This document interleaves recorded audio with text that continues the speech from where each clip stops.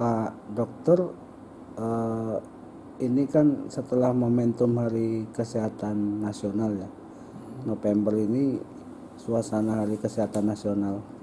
Pengalaman Bapak sebagai dokter, apa kira-kira yang bisa Bapak sampaikan terhadap termasuk pelayanan kesehatan, perjalanan Bapak sebagai dokter, dan apa yang sudah Bapak lakukan eh, terhadap pelayanan kepada pasien dan yang lain-lain, kira-kira apa Pak yang bisa Bapak sampaikan? Jadi gini, sejak saya jadi dokter itu ya tahun 79 awal, kemudian saya masuk Wamil, di mana saya eh, masuk di TNI AL, kemudian saya ditempatkan di Pulau Galang, kemudian setelah di Pulau Galang setahun saya ditempatkan di Rumah Sakit Angkatan Laut Tanjung Pinang. Kebetulan saya dinas di Rumah Sakit Angkatan Laut di Tanjung Pinang. Istri saya juga dokter, dia kerja di rumah sakit, bukan di rumah sakit, di puskesmas yang di Tanjung Pinang juga. Nah, pada saat itu saya melihat ada ketidakadilan. Ketidakadilan itu begini, seluruh anggota ABRI waktu itu kalau berobat itu kan gratis, termasuk keluarganya, dari mulai obat, perawatan, operasi, segala macam. Nah, kadang-kadang saya jemput istri saya di puskesmas, dia kerja, saya lihat kok ada yang aneh. Jadi semua pasien itu kan bayar karcis, walaupun nggak seberapa, dan mereka itu harus beli obat juga kadang-kadang kan kalau obatnya nggak ada. Nah, pertanyaan saya, kenapa kok ABRI itu bisa dapat gratis, sedangkan rakyat ini, sedangkan mereka itu kan orang-orang miskin ya, kenapa mereka harus bayar gitu. Nah, kebetulan waktu itu di Tanjung Pinang saya tanya sama mertua saya kebetulan Prof. Wijoyo itu adalah waktu itu Menko Ekuin, ketua Bappenas. Saya tanya kenapa bisa begini, beliau menjawab, udah almarhum sekarang, dikatakan bahwa untuk rakyat memang akan dibuatkan suatu seperti jaminan sosial atau asuransi sosial, tapi untuk buruh sudah ada namanya Astek, kemudian untuk pegawai negeri ada namanya Askes, dan kemudian untuk ABRI, seluruh anggota ABRI, TNI, Polri itu dapat dari Asabri, dan mereka masing-masing dipotong gajinya. Akan dipikirkan memang untuk rakyat keseluruhan seperti petani, nelayan, dan segala macam, itu akan dibuatkan suatu badan seperti asuransi. Itu sekitar tahun 80-an. Nah, tapi kan terus beliau tahun 83 kan tidak jadi menteri lagi. Nah, itu udah lupa, kemudian saya spesialisasi dan segala macam. Nah, saya waktu spesialisasi itu ada banyak sekali kasus-kasus orang miskin yang tidak tertangani. Tidak tertangani itu maksudnya terlambat penanganannya, karena ya mereka sebenarnya berobat di mana-mana, kemudian RSCM, kebetulan saya spesialisasi di RSCM, dan di situ adalah pusat rujukan nasional. Pasiennya semua berat dan semua rata-rata miskin. Nah, kemudian nah dari situ kenapa kok bisa begitu? Kasihan kan mereka ini. Terus kemudian kebetulan karena saya di bidang ortopedi itulah masalah muskuloskeletal untuk tulang banyak pasien-pasien patah tulang, dan kebanyakan rata-rata seperti contohnya tukang ojek itu kan nggak punya asuransi. Kalau mereka datang begitu sakit, ada patah tulang, mereka nggak bisa kerja, uangnya cari sana cari sini. Dan kebetulan kadang-kadang kalau mereka masuk ke poliklinik, masuk ke UGD, kadang-kadang nggak diterima di UGD, di rumah sakit luar, pasti dikirim ke RSCM. Kalau RSCM periksa, kita terima semua. Nah, inilah saya buat ketidakadilan itu. Nah, ini sering saya diskusikan. Kebetulan tahun 90-an itu ada pasien namanya Gus Dur belum jadi presiden waktu itu. Saya sering diskusi dengan beliau mengatakan, dok, kalau begitu ini masalahnya coba tulis di koran, bagaimana jalan keluarnya ini dan segala macam. Wah, nulis di koran itu bukan sesuatu yang mudah, tapi akan saya coba. Lain dengan misalnya menulis masalah kedokteran tuh nggak terlalu sulit. Nah, kemudian pada waktu Gus Dur menjadi presiden, sebelum jadi presiden saya udah bilang, Gus, nanti kalau Gus Dur jadi apa, tolong, Gus Dur kan dekat dengan pejabat-pejabat, tolong sampaikan ke pejabat, ke presiden atau kemana, supaya ini diperhatikan, entah bikin apalah namanya untuk rakyat ini, bikin suatu asuransi sosial yang pernah saya diskusikan dengan Pak Wijoyo. Kemudian suatu saat Gus Dur jadi presiden, saya ngadep ke sana, saya tanya, Gus, gimana? Oh, udah dok, orang-orang saya sudah, nanti akan dibikin apa namanya sistem jaminan sosial nasional, SJSN istilah, itu orang-orang saya di sana semua. Oh ya udah kalau gitu Gus, syukurlah kalau untuk yang penting untuk rakyat. Dan tahun 2000 itu RSCM itu kita ditugaskan oleh Profesor Sularto, kepala bagian saya, untuk pergi ke Depnaker karena untuk menghitung masalah kecacatan, karena banyak pasien-pasien dari tenaga kerja itu, buruh yang mengalami kecelakaan terus harus diamputasi, dan itu harus dihitung kecacatan ada berapa ganti ruginya. Nah, mulailah saya pergi ke Depnaker dan akhirnya ke Jamsostek. Oleh Jamsostek saya bikinkan program, akhirnya saya bikin program satu trauma center yang sampai sekarang masih dipakai oleh yang sekarang BPJS tenaga kerja.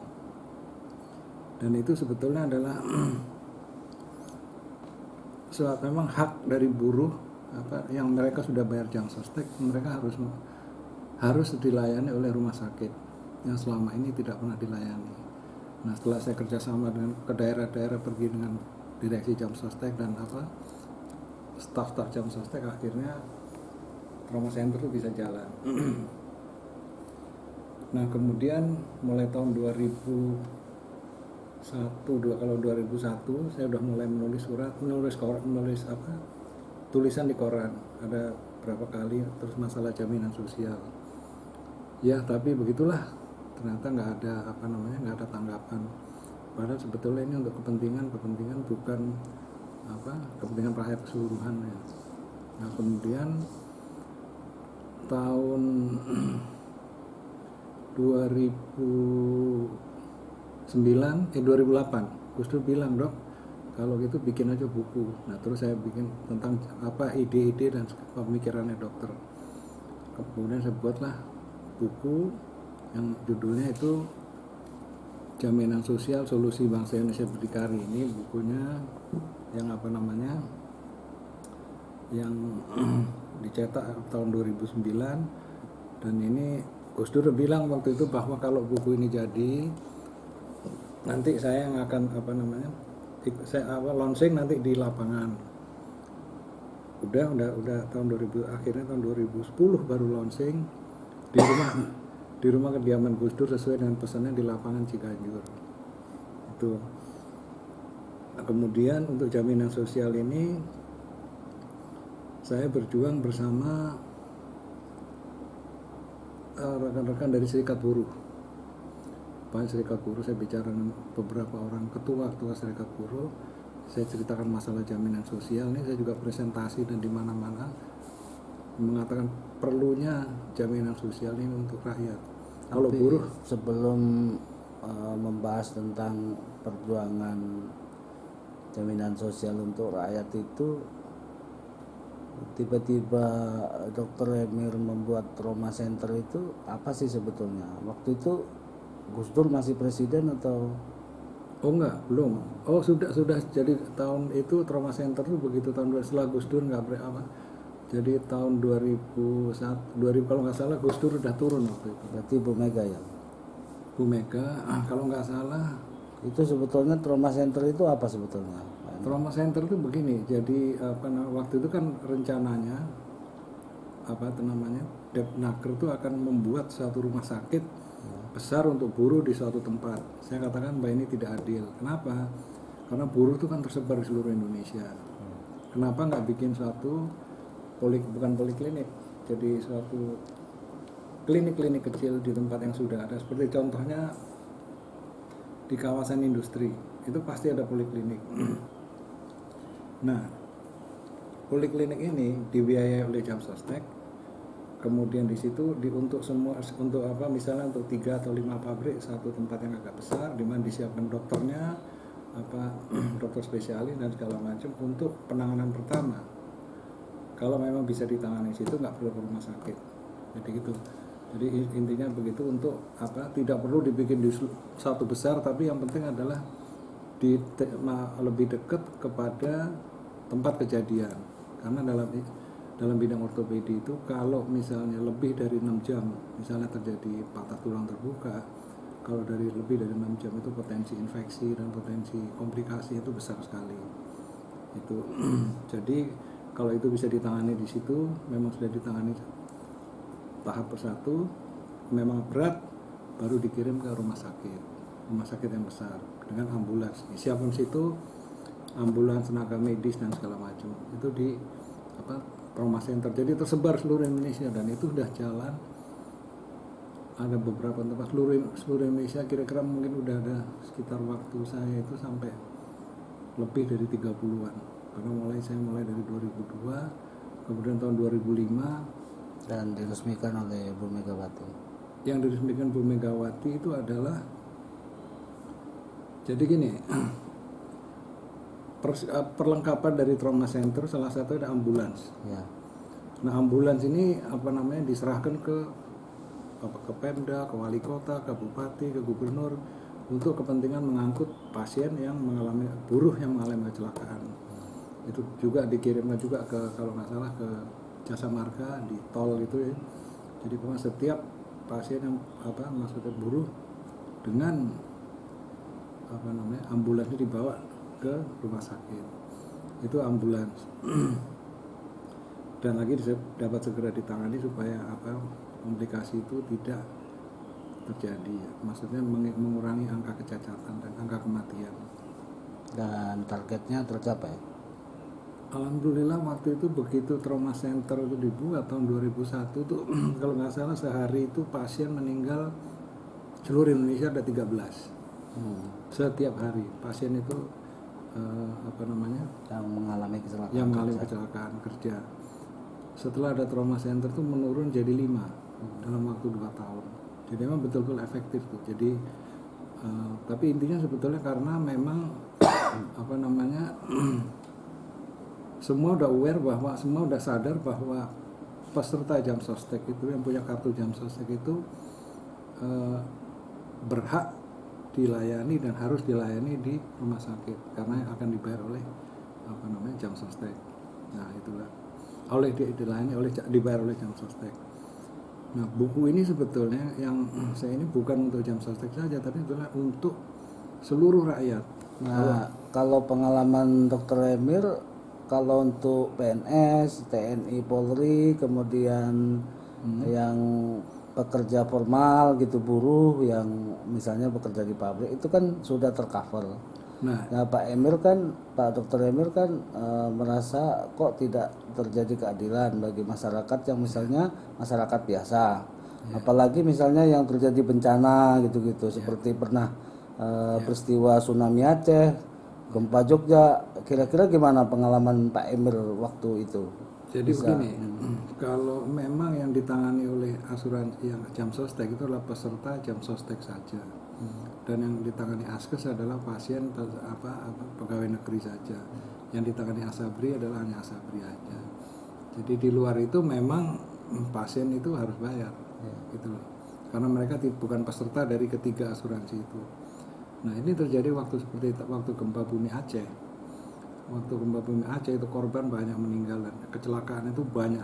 Maksudnya data-data yang bisa data mungkin saya nggak, tapi ini jumlah. Ini adalah contoh dari ada beberapa ya. Yang ini adalah waktu di mana nih dok? Ini waktu bencana alam di Aceh. Jadi ini pasien. Ini pasien adalah mengalami amputasi kaki karena kena pokoknya nggak tapi masih hidup, kakinya hilang. Dia kita berikan, karena saya ke Aceh itu dalam rangka ada bantuan dari rekan saya dari Amerika untuk memberikan kaki palsu, tangan palsu kepada pasien-pasien korban tsunami. Dalam hal ini pemerintah juga sama sekali nggak yang menangani hal yang lain, tapi untuk pasien-pasien ini memang kita kebetulan saya sebagai dokter dan ini istri saya, Iya, ya. jadi kita menangani pasien-pasien ini, Ini memberikan bantuan kaki palsu. ini bantuan kaki palsu. Nah ini pasien ini dibawa ke Amerika oleh kapal sampai itu George Bush kalau nggak salah waktu itu memberikan kaki palsu. Nah tapi inilah kadang-kadang yang diberi ini anak masih umur 8 tahun. Iya. Diberi kaki palsu yang kaki palsunya itu luar biasa bagusnya, elektrik dan segala macam. Itu kasihan. Kenapa? Kalau dia bertambah umur itu kan nggak pas, nanti kekecilan.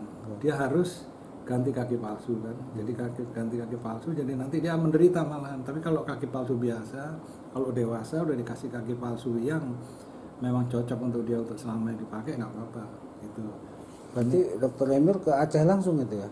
Ini ke Aceh langsung waktu itu bulan Februari. Setelah bencana itu ya? Setelah bencana itu masih ada GAM dan tapi alhamdulillah nggak ada apa-apa tuh. GAM juga malah ada pasien-pasien GAM juga yang kita berikan bantuan. Kita beri bantuan. Oh, Ini jumlah pasien-pasien kita beri ya? kaki palsu ya kan. Ini ada yang GAM ya? Ini GAM yang ini nih. Oh, Ini anak lain lagi yang juga dapat kaki palsu. Nah ini adalah GAM, ini nggak kelihatan ininya. Inilah dia bahasanya nggak ngerti bahasa Aceh, ini penerjemahnya. ada yang terjemahin. Iya, karena bahasanya sih nggak ngerti bahasa daerah betul gitu loh. Jadi dia salah satu GAM yang kehilangan kakinya.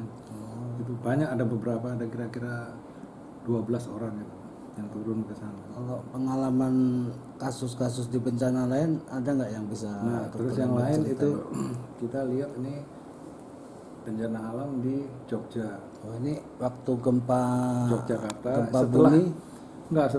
setelah tsunami Desember kalau nggak salah. Jogja itu bulan Mei apa Juni lupa saya bulannya. Nah ini begitu terjadi gempa bumi Jogja, saya ditunjuk oleh dekan dan direktur RSCM sebagai ketua tim membawa dokter-dokter pergi ke Jogja. Jadi kira-kira dengan perawat, dengan anestesi, dengan residen maksudnya PPDS. Itu pergi ke Jogja 10 orang dan kita lakukan operasi sampai 800 sekian karena jumlah pasien ribuan. 800-an pasien. 800 operasi yang kita lakukan. Dan itu memang Itu biaya oleh LSM atau pemerintah atau gimana? biaya itu nggak ada. Biaya itu terus terang aja kita nunggu pasien itu kita biaya nggak ada.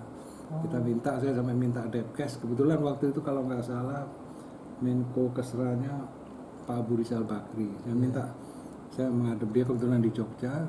Dia datang minta, oke nanti akan datang, tapi nggak datang. Sedangkan kita perlu alat-alat untuk seperti ini patah tulang. Ini hari pertama. Ini pasien meninggal.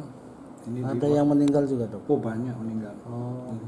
Jadi ini ada pasien-pasien kita siap untuk dilakukan operasi. Ini contohnya kaki dua-duanya. Nah ini kan perlu alat. Alatnya ini nggak ada. Alat untuk dipasang, maksudnya plat dan skrunya itu nggak ada. Jadi terpaksa pakai kayu tuh ya dok? ini sementara kan ini kita semua ada kira-kira 870 pasien lah gitu. Yang kita operasi selama kira-kira 20 hari lah di sana. Jadi memang istilahnya Depkes itu terlambat. Nah makanya salah satu itu kenapa saya katakan seandainya pemerintah atau ini kenapa kalau itu yang mendorong Dokter Emir untuk membuat pengalaman-pengalaman itu Dokter Emir buat jadi buku gitu. Buku jaminan sosial. Jadi kalau seandainya ada suatu badan jaminan sosial, itu uangnya itu kan nggak perlu nunggu APBN, nunggu Depkes dan segala macam. Uang tuh dari situ langsung bisa seperti sekarang misalnya terjadi gempa. Jadi nggak perlu lagi uangnya nunggu dari uang nunggu dari pemerintah, tapi karena uang badan jaminan sosial karena memang untuk kesejahteraan rakyat kan. Itu loh. Jadi itu yang makanya kenapa saya buat buku itu. Nah, kemudian buku ini saya serahkan pada berikan pada presiden lah waktu itu Pak SBY. Untuk supaya supaya ditindaklanjuti. Karena sebetulnya tahun 2004 ada undang-undang nomor 40 tahun 2004 ya, itu yang mewajibkan pemerintah menjalankan jaminan sosial. SJSN itu dan itu ditandatangani oleh Bu Mega yang itu selama 5 tahun itu tidak pernah dilaksanakan oleh pemerintahan SBY mulai 2004. sampai 2009 tuh Iya. dilaksanakan. Nah itu karena nggak dijalan-jalanin juga, saya makanya bersama serikat-serikat buruh tuh minta supaya ini dijalankan oleh pemerintah. Sebetulnya bukan untuk serikat buruhnya, tapi untuk masyarakat keseluruhan. Dan program itu sebetulnya kalau yang mereka sudah ada Askes, ada Asabri, ada macam sostek ini nggak apa, tapi masyarakat lain, Ya, masyarakat biasa umum. masyarakat biasa yang belum mempunyai bukan asuransi istilahnya, istilahnya belum punya jaminan, Ya. itu istilahnya diikutkan lah dalam dalam jaminan sosial, dan itu diwajibkan sebetulnya. Kalau uang ini, kalau misalnya masing-masing orang tuh suruh bayar 10.000, kalau kali 200 juta aja udah berapa triliun, kan nggak semua sakit. Dan lagi yang kedua, uang ini sebetulnya program ini uangnya itu bukan hilang. Saya udah nulis berapa kali di koran, di Kompas, jadi uang itu berupa tabungan. Tabungan sosial. Tabungan sosial, jadi memang nggak ada bunga, kita jangan janji bunga misalnya, karena bunga kan bisa naik turun. Jadi kita ya dimana uang ini akan dikembalikan kepada orang tersebut kalau dia sudah usia sekian. Nah, tetapi kalau dia meninggal, si orang yang bayar ini itu dikembalikan keluarganya. Akan tetapi untuk mereka yang miskin, nah yang miskin tahu miskin itu kan hanya lurah, kepala desa, atau di daerah ya, itu harus dibayar oleh pemerintah. Karena apa? Memang tugas dari pemerintah dalam menjalankan jaminan kesejahteraan rakyat itu kan ada ditanggung oleh pemerintah. Iya. Nah, buku ini saya serahkan ke istilah presiden, kemudian ke DPR, MPR, ternyata tidak dijalankan juga.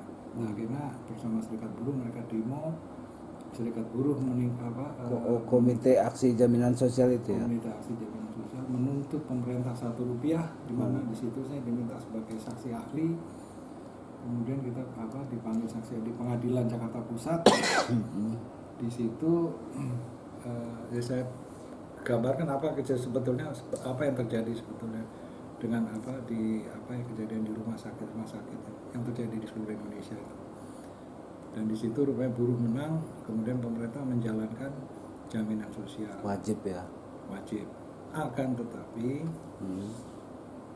program yang dilaksanakan itu bukan program jaminan sosial, itu kan dibagi menjadi dua. Yaitu sekarang yang kita kenal sebagai BPJS Tenaga Kerja dan BPJS Kesehatan. Ya ini sebetulnya nggak benar. Kenapa? Karena kalau kita lihat Asabri untuk ngurusi masalah kesehatan, kemudian Askes untuk kesehatan, Jam Sostek juga itu ngurusin kesehatan juga kan. Kemudian ada lagi Taspen itu pegawai tabungan. Tapi ternyata sekarang Taspen pun juga ngurusin kesehatan. Kemudian ada lagi Jasara Harja. Nah kita tahu Jasara Harja itu kan setiap orang pakai kendaraan bermotor itu mesti bayar. Ada walaupun kecil 25.000 atau 50.000, tapi jumlahnya kan jutaan. Uangnya aset dari kelima perusahaan itu kan triliunan. Nah kalau ini kemudian jadi satu, ini akan jadi suatu badan yang betul-betul bisa mensejahterakan rakyat, kalau saya bilang. Gitu ya. Dan tugasnya badan ini sebetulnya hanya istilahnya seperti juru bayar lah. Jadi semua rakyat Indonesia ini seperti social security lah, dalam buku ini saya katakan. Semua akan ditanggung oleh pemerintah, tetapi ada kewajiban dari seluruh rakyat Indonesia untuk ikut iuran. Sekarang nggak bisa ditanggung semua pemerintah, jumlahnya nanti ditentukan. Jadi dengan ada beberapa yang sudah saya katakan di situ, bahwa ada kewajiban iuran mulai dari bayi lahir sampai dia meninggal, sampai dia umur sekian, dia enggak, kalau sampai umur sekian baru uangnya itu dikembalikan kalau ada pensiun. Jadi itu. Dan itu cross subsidi dan semua, dan itu nggak perlu takut asuransi besar, karena nggak mungkin ini hanya kita pikirkan untuk rakyat yang betul-betul miskin. Kalau yang miskin dibayar pemerintah, berapa iurannya? Misalnya 10.000, 20.000 kasih, tapi bukan dikasihkan kepada rakyat, tapi langsung diberikan kepada badan jaminan sosial ini. Mereka yang harus mengelola itu. ada sebetulnya beberapa itu kelebihan kalau misalnya ini kan mulai bayi sejak lahir dia harus bayar misalnya 10.000. Kalau bayi kan ditanggung orang tuanya. Ada hal lain kalau dia punya kartu ini, mungkin pemerintah atau misalnya badan ini betul-betul satu badan yang misalnya berkuasa. Jadi badan ini nggak bisa seperti sekarang badan jaminan sosial itu seperti PT, tapi harus setingkat kementerian. Kenapa kementerian? Karena satu untuk masalah obat-obatan. Obat di Indonesia itu paling mahal. Jadi kalau bisa memang badan jaminan sosial itu bisa bicara dengan Menteri Kesehatan, kemudian bisa bicara dengan Menteri Perdagangan, Perindustrian, semua Menteri Dalam Negeri untuk melihat mencatat berapa sih jumlah yang harus ditanggung oleh badan jaminan sosial ini. Itu. Jadi saya yakin kalau ini bisa dijalankan, mau dijalankan oleh pemerintah, itu saya yakin kesejahteraan itu bisa bisa sejahtera lumayan lah gitu loh. Nggak bisa nggak sejahtera sekali karena tetap apapun juga tergantung mereka juga bekerja. Jadi konsep BPJS seperti sekarang ada BPJS Kesehatan, BPJS Ketenagakerjaan, sebetulnya bukan seperti itu ya, Dok? Bukan seperti itu. Jadi gini, waktu saya ajukan ini ke partai, waktu itu kan saya harus mengajukan ini sebelum disetujui kan ke partai politik. Saya coba bicara dengan Golkar, bicara dengan, saya lupa, dengan PDI juga. Sorry, Ibu Rika Cintaning ya. Lupa saya dengan Ibu Rika Diah Pitaloka, masalah PDI. Golkar saya bicara dengan Pak Agung Laksono sendiri. Jadi yang entahlah, tapi mereka iya tapi jadinya BPJS Tenaga Kerja, BPJS Kesehatan. Nggak ngerti saya. Jadi karena memang harus dibuat undang-undang. Yang buat undang-undang itu kan partai politik. Ya. Jadi ternyata partai politik ini, di atas partai politik ada undang-undang lagi yang setelah, saya nggak ngerti masalah undang-undang. Ya. Nah itulah jadi kejadian seperti itu. Jadi ternyata sekarang BPJS maupun DPS hanya menjalankan undang-undang. Ya, realisasinya sekarang maaf ya, BPJS Kesehatan itu selalu merugi ya, sampai 5 triliun tahun lalu, sekarang sekitar 6,4 atau 8. Kenapa BPJS Kesehatan rugi, tapi BPJS Tenaga Kerja nggak pernah komplit rugi? Iya betul. Iya kan? Ya. Itu kan mesti tanda tanya. Betul. Iya kan? Nah itu udahlah itu urusan politik. Tapi intinya bahwa ini kesejahteraan itu betul-betul ada di tangan partai politik. Dan itu setelah saya pelajari, saya lihat kemudian saya dikasih buku oleh ada teman saya, Dr. Zulkifli, junior saya. Buku tentang semua kejadian ini, Mas, nggak bisa karena ada masalah amandemen Undang-Undang Dasar 45. Apa itu? Saya kan nggak ngerti. Saya hanya ingat tahun 2003 sewaktu saya bicara tentang jaminan kesejahteraan sosial itu dengan Pak Harto, waktu Lebaran saya kesana silaturahmi. Beliau itu mengatakan ini suatu saat bangsa ini akan hancur karena ini Undang-Undang Dasar 45 udah dirubah, Pancasila udah bukan dirubah tapi udah tidak menjalankan Pancasila. Pak Harto mengatakan begitu. Jadi saya nggak ngerti politik dan saya hanya iya Pak. Setelah saya jaminan sosial ini saya saya ajukan ke DPR, itu baru tahu bahwa memang semua itu karena ada perubahan undang-undang itu. Jadi perubahan undang-undang itu betul-betul, amandemen undang-undang itu betul-betul merusak segala-galanya. Itu betul-betul. Makanya kemudian saya buat setelah saya bertemu Dr. Zulkifli, saya bikin buku. Setelah saya baca buku, ada dari beberapa dari tulisan beberapa aktivis, ada juga tulisan Gus Dur, ada tulisan Pak Tri Sutrisno, ada lagi beberapa. Saya buat buku. Buku itu ini buku yang kedua tentang Oh. Kembali ke UD 45. Oh. Ini jawaban dari kegelisahan Dr. Emil, kok bangsa Iya. ini jadi begini begitu ya. Jadi begini, Apa kira-kira pemikiran Dr. Emil terhadap yang dimaksud kembali ke Undang-Undang 45? kembali ke UD 45 jadi begini. Kekuasaan tertinggi adalah kedaulatan itu ada di tangan rakyat. Kalau UD 45. Tapi kalau entar ini saya kasih gambar ini. Kedaulatan itu ada di tangan rakyat. Dengan ada perubahan amandemen, dengan ada amandemen itu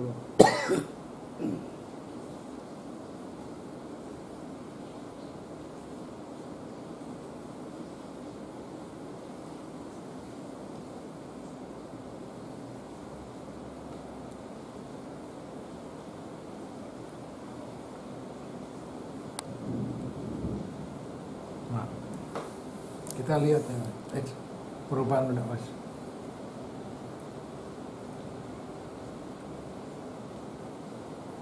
Perubahan Undang Dasar 45 ke 2002. Kalau dulu Undang-Undang 45 kedaulatan ada di tangan MPR. Dengan itu lembaga tinggi negara ada eksekutif, presiden, wakil presiden, kemudian di MPR itu legislatif, DPR, kemudian MPR itu ada apa? Di sini ada yudikatif itu Mahkamah Agung, kemudian ada Badan Periksa Keuangan dan DPR. Tapi setelah dilakukan amandemen, jadi seperti ini. Lembaga tertinggi adalah undang-undang yang dibuat oleh yang rubah oleh waktu itu Pak Amin Rais ketua MPR-nya, sehingga ada eksekutif, legislatifnya itu legislatif itu terdiri dari MPR dan terdiri dari DPR dan DPD. Jadi MPR rakyat itu tidak ada berdaulat lagi. Kemudian yudikatif ada Mahkamah Agung, Mahkamah Konstitusi, Komisi Yudisial, kemudian ada lagi sekarang KPK. Padahal ini ada BPK. Nah ini sekarang kan bentrok-bentrok nggak kerusuhan, ya kan? Ini tentang kemudian tentang Pancasila, Ideologi. Coba kita lihat, zaman dulu ini ada ketuhanan yang Maha Esa. Sekarang orang udah nggak takut sama Tuhan mungkin. Mereka hanya lihat materialisme, siapa yang bayar, mereka berani. Kemudian kemanusiaan yang adil dan beradab. Kemanusiaan yang adil dan beradab itu kan sejak zaman tahun 1945. HAM itu kan baru tahun 48 kalau nggak salah, baru dibuat. Kita udah lebih dulu kemanusiaan dan beradab, ya kan? Kemudian persatuan. Dulu Indonesia, sekarang ada otonomi daerah setelah Undang-Undang Dasar. Jadi udah ada persatuan. Gitu. Kemudian kerakyatan dipimpin oleh hikmah, kebijaksanaan, permusyawaratan, perwakilan. Ini demokrasi langsung, yaitu one man one vote, sehingga siapa yang dipilih yaitulah yaitu jadi suara terbanyak. Kemudian keadilan sosial. Udah nggak ada lagi keadilan sosial karena adalah kepentingan kelompok. Jadi inilah yang terjadi sekarang ini. Nah ini menurut saya ini. Terus kemudian GBHN udah nggak ada lagi. GBHN dihapuskan. Dihapus. Jadi ini saya nggak tahu negeri ini mau kemana. Nah, tapi yang saya concern adalah masalah seperti saya katakan tadi, BPJS tenaga kerja dan BPJS kesehatan. Ini kalau nggak dirubah, kalau ini masih terus seperti ini dokter sendiri sudah nggak nyaman kerja. Kenapa dokter nggak Tidak nyaman kerja? Kenapa? Karena udah dibatasi oleh undang-undang, sehingga kalau misalnya contohnya, misalnya seorang dokter anak menulis resep, kan dokter anak biasa puyer, campuran ada puyer ampicillin, ini. Nah kadang-kadang ke apotek bilang nggak ada karena obatnya nggak ada, tidak sesuai dengan list dari BPJS. Nah dengan sendirinya pasien ini akan kembali ke dokter, dok nggak ada obatnya, ganti lain. Sedangkan obat itu adalah paling cocok, dokter itu kan tahu ini dengan obat cocok dengan obat ini, obat itu dan segala macam. Nah ini kadang-kadang dokter terpaksa harus ngikutin. Ini sesuatu yang tidak sesuai dengan kita sumpah dokter Jadi ini udah nggak keruan. Dan BPJS waktu ditanya itu mereka mengatakan ya kita hanya operator. Depkes ditanya ini kenapa begini? Ya kita hanya menjalankan undang-undang yang sudah dibuat itu, saya katakan tadi, dibuat BPJS tenaga kerja dan BPJS betul-betul dibatasi. Jadi istilahnya, makanya waktu tanggal 15 Oktober kemarin saya bilang Sares ya, saya kumpulin itu teman-teman dari ID, pengurus ID pusat, kemudian ikatan Dokter Indonesia Bersatu, kemudian ada Asosiasi Rumah Sakit Swasta, kemudian ada lagi Perhimpunan Dokter Umum Indonesia, itu semua kumpul bikin suatu saresean. Intinya kita udah nggak berdaulat sebagai dokter. Yang ada Dr. Yose Mercy, Ada Dokter Yose segala macam. Yose kan juga seorang pejuang.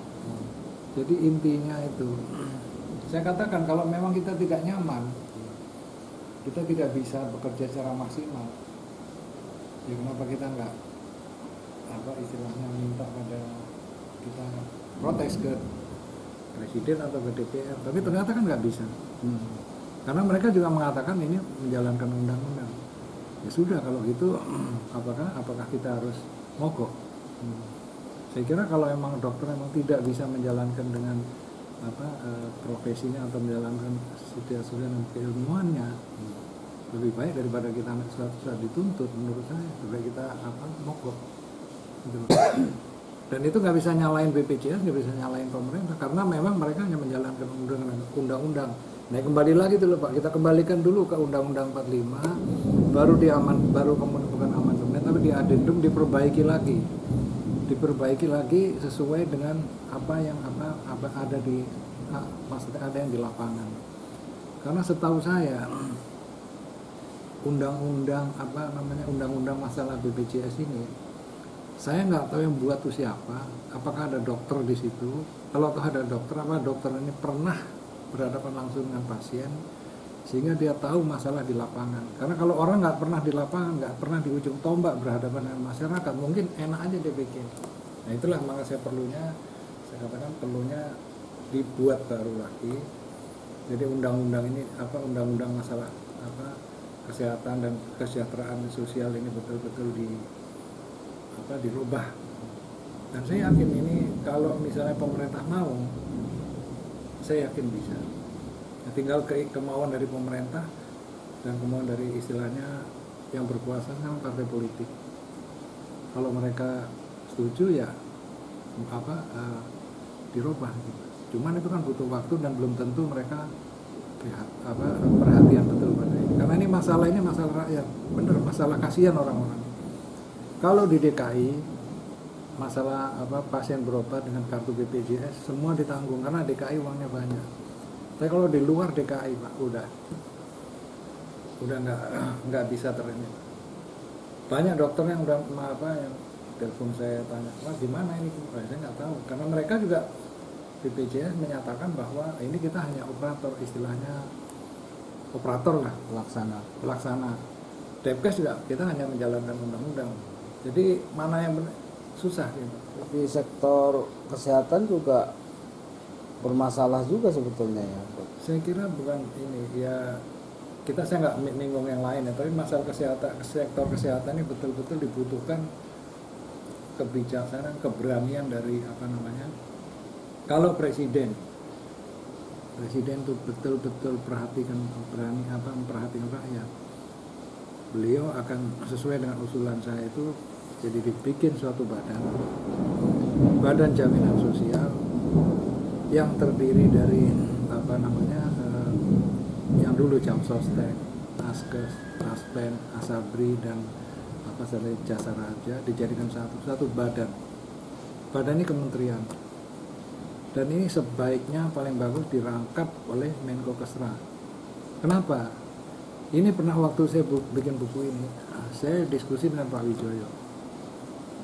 Jadi beliau cerita bahwa waktu beliau bikin Bappenas tahun 60-an, 67 itu kan masing-masing Bung Karno itu punya berapa departemen yang masing-masing punya perencanaan sendiri. Nah kemudian dibentuk Bappenas, perencanaan secara disatukan di Bappenas kan nggak nurut semua karena itu masih badan. Oleh karena itu oleh sama Pak Harto, Pak Wijoyo diangkat jadi menteri. Setelah jadi menteri baru menteri-menteri lain itu nurut, istilahnya didengerin karena sebelumnya bukan jadi menteri badan itu nggak didengar. Nah Tapi yang paling itu Pak Hatta dan Pak Wijaya dan Pak Yusuf, karena satu visi lah gitu. Jadi makanya saya bilang ini harus betul-betul dijadikan satu dengan Menko Kesra. Kenapa? Nanti Menko kan bicara dengan Menko Edwin satu masalah obat. Harga obat di Indonesia itu paling mahal di dunia. Nah, coba kenapa? Nah, kita lihat masalah pajak yang berganda. Kalau kita mulai dari inilah, kalau saya cerita pajak itu agak ruwet lah memang. Terus kemudian alat-alat kesehatan. Alat kesehatan menurut pajak itulah barang mewah, padahal enggak sebetulnya kan. Dan itu perkembangan ilmu kesehatan, ilmu kedokteran, itu berkembangnya luar biasa. Nah, kalau misalnya seperti sekarang dibatasi, tarif itu dibatasi misalnya cuman operasi atau yang dulu operasi satu kemajuan teknologi, operasi itu harus dibedah. Sekarang operasi itu bedah lebar, sekarang nggak perlu dengan operasi laparoskopi kecil aja udah ini. Cuman alatnya kan mahal. Dan itu kan kalau tidak terjangkau oleh BPJS itu seperti itu kan repot. Jadi itu betul-betul harus fleksibel. Jadi kalau ini saya yakin kalau ini memang pemerintah ataupun DPR itu betul-betul concern terhadap rakyat, ini bisa insya Allah rakyat tuh untuk masalah kesehatan, masalah kejaminan kesejahteraan sosial bisa istilahnya udah 100% tertangani, tapi 70-80% juga bagus. Karena kan kita tersebar seluruh Indonesia, kan daerah terpencil kan. Keluhan dokter itu, makanya dokter sempat demo kemarin ya dok, soal. Kalau demo saya katakan demo nggak, silahkan demo, bagus demo supaya pemerintah tahu. Gitu. Kalau demo belum diperhatikan ya mogok. Kenapa? Kalau memang kita sudah kerja sebagai dokter, kemudian masih bisa kemungkinan menghadapi tuntutan hukum karena kita tidak mampu, karena kita bisa melaksanakan dan tidak sesuai dengan masalah biaya dan segala macam. Daripada itu mendingan kita nggak kerja. Dan dokter itu semua ada setuju. Kita lihat aja nanti. Kalau memang udah mungkin, kalau memang dokter mogok baru. Jadi kondisi yang memprihatinkan di sektor kesehatan, pendidikan, ekonomi ini kan sudah mulai luar biasa, ini ada kesenjangan. Jadi sebetulnya dokter ini kan selama ini di negara ini atau di bangsa ini menjadi pelopor ya perubahan-perubahan itu. Kalau Dr. Emil menawarkan gagasan baru untuk sesuai dengan termasuk tokoh-tokoh lain untuk kembali ke Undang-Undang 45 atau apa segala macam, sebetulnya dokter bisa berada di garda terdepan untuk. Jadi begini, kita kan contoh 1908 itu Budi Utomo itu kan didikan dokter juga, dokter Sutomo. Kemudian tahun 1928 Sumpah Pemuda, pelopor itu sebenarnya dokter, banyak sekali dokter. Ada berapa puluh dokter yang itu Sumpah Pemuda, yang tapi sebenarnya dokter. Kemudian tahun 45 sebelum kemerdekaan, mahasiswa kedokteran dan itu juga berjuang. Nah, kemudian yang waktu 45 kemerdekaan itu yang namanya Hairul Saleh. Hairul Saleh itu dokter. Dia menculik Bung Karno, dibawa ke Rangkas Deklo dan pemuda-pemuda dengan perusahaan pemuda yang lain untuk diumumkan kemerdekaan. Jadi kan dokter juga. Kemudian waktu setelah kemerdekaan, Bung Karno mengangkat namanya Dr. Mustopo itu sebagai panglima perang di Jawa Timur. Jadi seorang dokter itu peranannya, tetapi nggak pernah dokter itu setelah selesai itu kemudian kita kembali ke ininya lagi, bahwa profesi kita adalah sesuai dengan sumpah dokter mengobati rakyat dan segala. Tapi kalau ini sekarang sudah ini rakyat sudah terzolimi, bukan rakyat, dokter juga istilah dokter terzolimi. Kalau sampai dokter bergerak itu mungkin udah saatnya. Makanya saya katakan pada teman-teman dokter semua, ya kita gerak aja supaya kita berjuang bukan untuk kita pribadi tapi untuk kesejahteraan rakyat. Ini perjuangannya untuk kedaulatan rakyat dan kesejahteraan rakyat. Jadi itu aja. Jadi betul-betul bukan untuk untuk jabatan atau tidak, tapi untuk betul-betul untuk kedaulatan. Tapi kalau misalnya pemerintah sekarang misalnya mau mencoba menjalankan itu aja, mungkin banyak menolong, apalagi dengan situasi krisis sekarang ini. Krisis politik ya, Politik perpecahan, sara segala macam. perpecahan apa segala macam silahkan. Nah ini seperti demo besok, korban akhirnya dokter mbak yang iya kan, tapi kan nggak dibayar, emang sukarela. Nah, dokter dimanapun juga kan akan tetap sebagai dokter ini. Tapi kalau dokter udah bergerak, udah mulai bergerak ke depan, itu akan bisa terjadi perubahan. Jadi harapan Dr. Emir terhadap Ya, saya ajak, perbaikan ke depan ini apa kira-kira? kalau memang ini tidak ada perubahan, saya ajak teman-teman dokter semua, ayo kita maju untuk berjuang untuk bersama untuk kepentingan rakyat, bukan untuk kepentingan dokter, tapi untuk kesejahteraan rakyat.